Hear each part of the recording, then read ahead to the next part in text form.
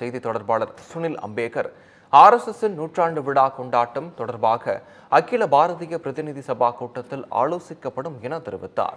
கூட்டத்தில் எடுக்கப்படும் முடிவுகள் வரும் 23ஆம் தேதி அறிவிக்கப்படும் என்று கூறிய அவர், வங்கதேச விவகாரம் மற்றும் நூற்றாண்டு கால RSS பயணம் தொடர்பாக 2 தீர்மானங்கள் கூட்டத்தில் நிறைவேற்றப்படும் என தெரிவித்தார். இதேபோல RSS அமைப்பின் அடுத்த கட்ட நடவடிக்கை குறித்தும் விவாதிக்கப்படும் என செய்தி தொடர்பாளர் சுனில் அம்பேகர் குறிப்பிட்டார்.